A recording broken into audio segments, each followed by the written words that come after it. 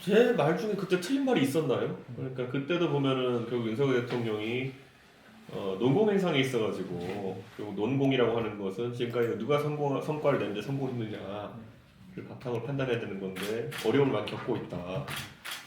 이번 전당대회 그거 아닙니까? 본인이 수단과 방법을 가리지 않고 김기현을 대표로 만들어서 본인이 뭐 잘할 수 있다고 판단했을 거 아닙니까? 근데 지금까지 한 달이기 때문에 이르다고 하는 사람도 있지만은 한 달 동안에 겪어진 난맥상이라고 하는 것은 심각했거든요. 그렇기 때문에 고민이 많을 겁니다. 누가 봐도 이건 내가 억지로 만든 당대표인데 여기 성과 안 나면 본인이 책임져야 되는 상황 아닐 겁니까? 그러니까 이제 고생이겠죠. 이렇게 보시면 돼요. 그러니까 김기현 대표랑 이제 뭐 김재원, 조수진 뭐 이런 분들 최고위원 하고 있는데 다 제가 지도부에서 있었던 분들이에요. 그때 그분들이 지금보다 뭐 월등히 자지 그때는 나왔어가지고 사고를 안 쳤을까요? 그거 제어하기 위해서 엄청난 노력을 했던 겁니다. 조수진 의원이 어디 가가지고 맨날 무슨 뭐 이준석이 신군부 같다 독재자 같다 이런 말 하는데 사람들은 들으면서 저 뭔 소리 하겠지만은 제가 조수진 의원이나 이런 사람들 제어하려고 얼마나 많은 노력을 했는데요.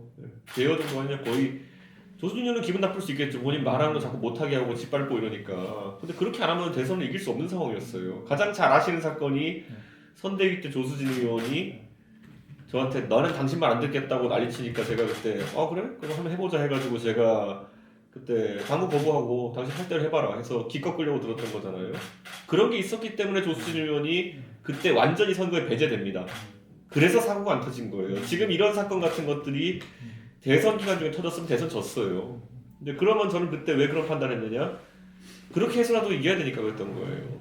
근데 지금 김기현 대표는 흔히 우리 판사 출신 정치인들이 비싸게 가는 것처럼 좋은 게 좋은 거지 하다가 지금 이제 제어도 못하고 저런 소리 듣고 있잖아요. 조수진이 했던 말 중에 제일 웃긴 말이 뭐냐면은 김재원 입조심하게 말 시켜야 된다 라고 하고 자기 바로 사고 터뜨렸잖아요. 그러니까 원래 그런 분들이에요. 그러니까 그분들이 바뀌기 기다리는 것보다는 그분들을 어떻게 통제할 것이냐 문제예요. 지금까지 공개되지 않은 것 중에 훨씬 더 많이 봤어요 김기현 대표는. 근데 그런 부분에 있어가지고 저는 어떻게 제어하는지 본인이 잘 알 거다 그렇게 생각합니다. 저는 영원히 모를 거라 생각해요. 왜냐면 우리가 이제 오지선다에 문제가 있으면은 정답 지어놓고 나머지 정답이 뭔지 찾는다고 해서 아무리 답이 안 나오거든요. 우선 지난 선거에선 득표에 플러스 됐던 사람 누구냐 마이너스 됐던 사람 누구냐 계산할 때 있어가지고 이준석은 엄청난 마이너스였다 본인이 말하고 다니잖아요 대통령이. 그런 거 아닙니까? 내부 총질했다는 거 아닙니까? 그러면은 나머지 플러스를 찾아야 되는데 그게 뭐냐는 거죠. 본인이 왜 이겼는지에 대해서 자기에게 그럼 조력이 된 사람이 누구냐 보세요. 그럼 이준석은 플러스가 아니었다라고 본인이 선언해 버렸으니까 마이너스고 나머지는 뭐 전광훈 목사겠어요? 아니면 뭐 누구겠어요? 나머지 그러면은 남는 건 뭐냐면은 다 마이너스인데 내가 위대한 용도자라 가지고 내가 엄청난 플러스라 가지고 선거 이긴 거다라는 생각으로 갈 수밖에 없어요. 왜냐면 본인이 선언적으로 말해놨기 때문에 그 말에 벗어날 수가 없어요. 이준석이 선거에서 플러스가 됐다는 걸 인정하는 순간 지난 1년 동안 해왔던 모든 것이 객기고 오만이었다는 걸 증명하는 것이기 때문에 그걸 못하는 거예요. 그러니까 지금 오디선다의 문제에서 뭐 답 하나 빼놓고 나머지 중에서 계속 골라야 되는 상황이 되는 거예요. 개혁이라는 거는 시스템이 바뀌는 거거든요. 근데 지금 이제 개혁이라고 하는 거 보면 노동개혁 이렇게 해서 계속 나오는 거 보면은 노조 때려잡는 거 이런 거잖아요. 노조가 뭐 강성투쟁을 했을 때 어떻게 대처하냐 이런 거잖아요. 이거는요 개혁이 아니에요. 네. 개혁이라고 하는 거는 그럼 어떻게 방식을 변화시키고 예를 들어 흔히 보수가 얘기하는 것처럼 고용을 어떻게 유연하게 만들었느냐 이런 거. 지금은 파업하는 사람 때려잡겠다 이거밖에 없어요. 그러니까 그러면 자 교육개혁은 또 뭐가 되겠느냐? 교육개혁이라고 하면은 대한민국의 인재를 어떻게 길러내는지에 대한 다른 방향성을 설정해야 되는 거거든요. 제가 봤을 땐 좀 있으면 또 비리 있는 무슨 교원도도 털겠다고 그러는 것 같아요. 그러니까 다들 그 정도밖에 예측이 안 되잖아요. 그러니까 뭐 그게 이제 가장 국민들이 봤을 때 개혁이라는 이름이 이제 그냥 악인 만들어서 때려잡기로 가는 것밖에 없구나라는 생각을 하게 되는 거죠. 마약을 지금 때려잡겠다. 이건 경찰이 열심히 잡아야 되는 거죠. 마약이 갑자기 많아졌을까요? 네. 마약은 계속 잡고 있었죠. 네. 근데 그게 신문에 등장하게 하는 것은 사실 이제 권력기관의 힘인데 갑자기 마약 사면 많아진 걸까요? 아니면 그걸 띄운 걸까요? 그 얘기를. 그러니까 검사는 평생 살아온 것이 자기가 수사 플러스 수사를 기획해가지고 본인이 어떻게 그걸 띄울 것이냐의 문제 아니겠어요? 그러면은 지금쯤에 그걸 어떻게 국정과 연계시키겠다는 건지가 지금 모호한데 하여튼 잘하는 거 하고 있는 겁니다. 또는 평생 해왔던 거 하고 있는 겁니다. 검사는 내가 이렇게 가지고 한 달에 뭐 약간 잘못되어도요. 한 법무연수원 몇 개월 갔다 오면 돼요. 몇 년이나. 그게 이제 검사들의 생각이겠죠. 나 그래가지고 수사하다 뭐 정권이 윗보여가지고 아니면 뭐 해가지고 안 좋은 일 생기면은 그래 법무연수원 가서 얼마 있다 오지 뭐 대전고검 가 대구고검 가가지고 뭐 낙엽 던지면서 놀고 이거 오지 이 생각이겠죠. 근데 국정은 연속적이라는 거죠.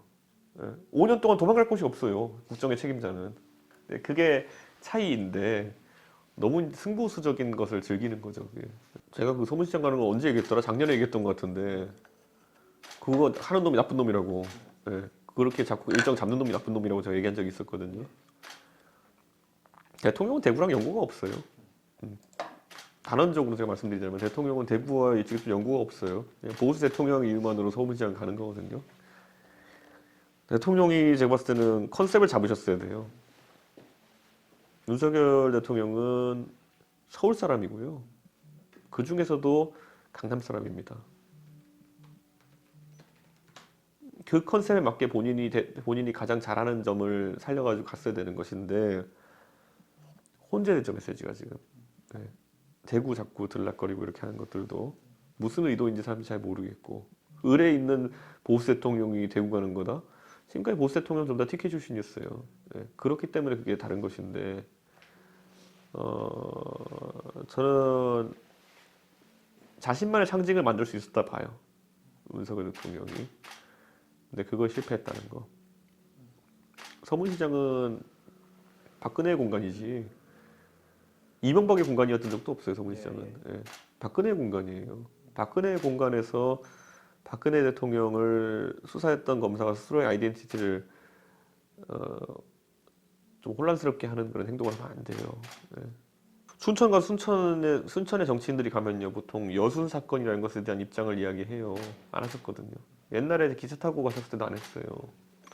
그런 거는 순천 사람들이나 제주도 가서도 4.3에 대해 가지고 저장적인 입장보다는 뭐 이번에도 한덕수 총리가 대독한 그 추념사를 보면은 뭐 미래 일자리 얘기했거든요. 제주도에서 상가집에 가서 남의 미래 일자리 얘기하는 사람이 있나요? 그게 4.3이면 제주도 도민 중에 상당수의 소위 말하는 제삿날인데 누구 제삿집에 가가지고 미래 일자리 얘기하고 하는 게 이게 그거는 대통령실에서 그런 어떤 기초적인 개념이 없어서가 아니라 4.3에 대해서 할 말이 없기 때문이에요. 기존에 그 4.3의 제삿날에 모인 사람들에게 그 사람들이 들었을 때 긍정적인 인상을 가질 만한 메시지를 낼 게 없었기 때문이에요. 저는 그게 굉장히 마음 아픈 거죠. 지금 저렇게 지지율이 다급해서 향후 상황에서 만약에 4.3에서 낼 수 있는 메시지가 있었다면은 안 갔겠냐고요. 거기에 모인 사람은 10,000명이 넘었는데 안 갔겠냐고요. 그러니까 낼 메시지가 없고 메시지 낸다 하더라도 그렇게 거기 온 제삿날에 모인 유족들이 좋아하지 않을 메시지였다는 거죠. 대통령 선거 때는 언론 대응을 거의 다 이준석이 해줬잖아요. 언론 메시지 거의 80% 가까이 이준석이 장악하고 그냥 본인은 그냥 돌아다니시면서 그냥 어퍼컷 하신 거잖아요. 근데 그게 사라지니까 80%의 공간을 무엇으로 채우냐의 문제인데 뭐 조수진 무슨 뭐 쌀밥 먹자 이런 것만 나오니까 황당하시겠죠. 황당하겠죠. 그러면 본인이 공간을 채울 다른 게 있느냐. 젊은 세대한테 예를 들어서 우리 지방선거 때 복귀해야 돼요. 그 지방선거 때 이재명이라는 사람이 나와가지고 똑똑한 이미지라도 있던 아니면 일잘한 이미지라도 있던 이재명이 어떻게 무너졌는지 잘 보면요.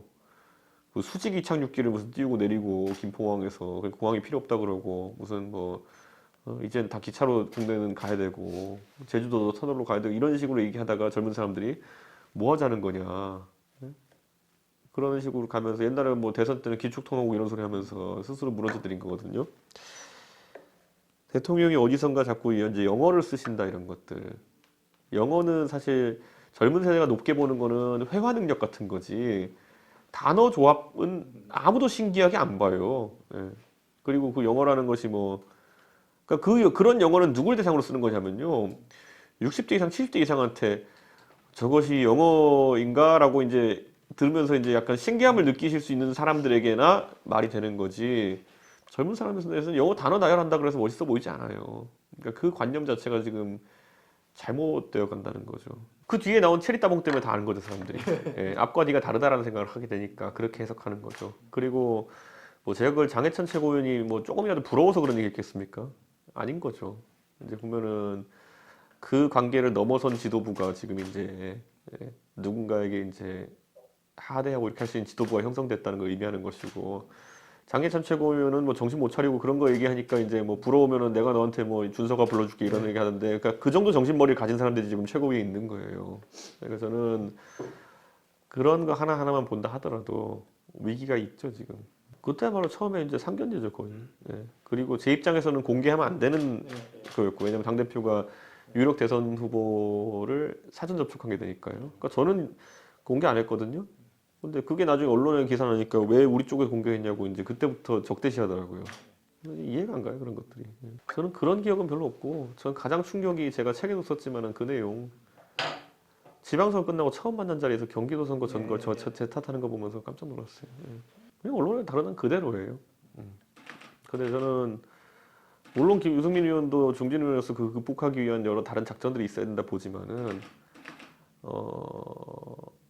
그러니까 반복되는 일이잖아요. 본인이 김은혜 후보로도 이길 수 있다라는 생각 플러스 유승민 의원에게는 어떤 기회도 주지 않았다는 생각이 결합되어 가지고 그렇게 한 거잖아요. 그럼 그 결과에 대해서 본인이 책임지는 게 맞고, 예. 그리고 적어도 거기에 대해서 다른 사람 탓하면 안 되죠. 예. 아니 그거 말고도요. 저는 그 이길 수 있는 방법 되게 많았거든요. 경기도지사 선거 첫날 선거 이제 후보 확정되고 운동하는 날 제가 바로 김은혜 후보랑 같이 부천역에서 인사를 했잖아요. 근데 저는 그때 경기도 선거 계획 다 짜놨었어요. 그래가지고 경기도 선거에서 우리가 경기 서부권에서 약하니까 김은혜 후보랑 같이 제가 지하철 공사 다 그 서울 지하철, 수도권 지하철 승하 차수 다 데이터 다 뽑아가지고 가장 승하차 승객이 많은 곳들부터 아침 인사를 하자부터 해가지고 그날 제가 부천역 가서 인사한 거예요. 그 다음에 저는 제 일정 다 쪼개가지고 아침 7시부터 나가가지고 아침 인사하겠다고 다 일정 잡아놓은 상황이었고 5월 5일 어린이날에는 수원 야구장에 KT 위즈 경기 가가지고 거기서 다 인사하고 다 잡아놨었거든요. 근데 그렇게 부천역에서 한번 한 다음에 윤핵관 쪽에서 다 일정 캔슬 시켰어요. 예, 김은혜 후보를 압박했는지 김은혜 후보가 독자적 판단인지 모르겠지만은 갑자기 저한테 다 캔슬하자 그랬어요. 그래가지고 저는 선거 내내 경기도에서 선거 내내 아무데도 못 가게 만들었어요. 예, 후보 쪽에서 오지 말래요. 그래놓고 나중에 선거 한 5일 앞두고는 질 것 같으니 갑자기 저한테 와달라고 또 난리더라고요. 그래서 저도 굉장히 화났지만 나가줬죠. 예, 그래가지고 뭐 여기저기 뭐 시장 선거 막 돕고 이렇게 했는데 저는 그 마인드가 이해가 안 가요. 그러니까 그러다가 자기들 경기도 날려먹은 다음에 저한테 경기도 선거 걸 탓한다는 게 그걸 어떤 덜 떨어진 윤핵관이 가가지고 이준석이가 경기도 선거 안 돕는답니다라는 식으로 보고했다는 거 아니에요? 정신 나간 거죠. 저한테 오지 말라 해놓고는. 그러니까 그런 일이 비일비재해요. 그러니까 공과 사를 구분 못할 뿐만 아니라 자기들끼리 그러면 이준석 없이 이겨보겠다 했던 거였으면 결과에 책임을 져야 되는데 나중 가서 딴소리하고 이런 게 그냥 수준이 이해합니다. 윤석열 검찰총장이 저는 검찰 기수별 예를 들어 소위 말하는 기수별 에이스로 올라오는 경로로 올라온 일반적인 검찰총장과는 다르다 생각해요. 저는 굉장히 문재인 정부 들어서 컨셉트 잘 맞았던 사람이잖아요. 적폐청산 수사를 리드했던 사람이고 컨셉에 맞게 했던 것이지 예를 들어 보통 검찰 조직에서 기수별 에이스라고 하는 사람들이 올라가는 방식으로 뭐 수사를 깔끔하게 그리고 뭐 보고도 깔끔하게 뭐 이런 거 조직까지 깔끔하게 이런 총체적인 평가를 받아서 동기들에 있어서 추앙받아서 이런 거 아니거든요. 제가 봤을 때는 가장 화끈하게 적폐청산 수사를 하는 사람이 누구냐 이런 거잖아요. 이제 그런 거기 때문에 물론 문재인 정부의 다른 그러면 검찰 요직 인사도 제가 봤을 때는 뭐 이석윤 지검장도 제가 봤을 때는 그런 어떤 동기별로 가장 뛰어난 사람이 올라가는 체제 하에서 올라가는 건 맞지 않거든요. 그러니까 그렇다고 윤 대통령이 무슨 무능하다 이런 건 절대 아니고 다만 일반적으로 우리 봤을 때 조직 관리나 모든 총체적인 평가를 받아서 올라오는 것은 아니었다. 그건 국민 다 알죠. 이렇게 보시면 돼요. 그러니까 정치에는 여러 모델이 있을 수 있고 저는 윤 대통령이 하는 모델도 할 수 있다 생각해요. 언젠가 뭐 김무성 대표도 그런 정치를 하셨어요. 네, 큰 형님 리더십 비슷한 걸로 야 준서가 뭐 이렇게 해서 이렇게 하자 그러면은 그럼 그 답변은 논리적으로 그에 설득당한다는 게 아니라 보통 나올 수 있는 답변은 예 형님 믿고 가겠습니다거든요. 자 그럼 이 시스템이 무너지는 건 뭐냐면요. 형님 믿고 갔는데 형님이 뒤통수 치면 끝나는 거예요. 이 시스템은 지금. 예.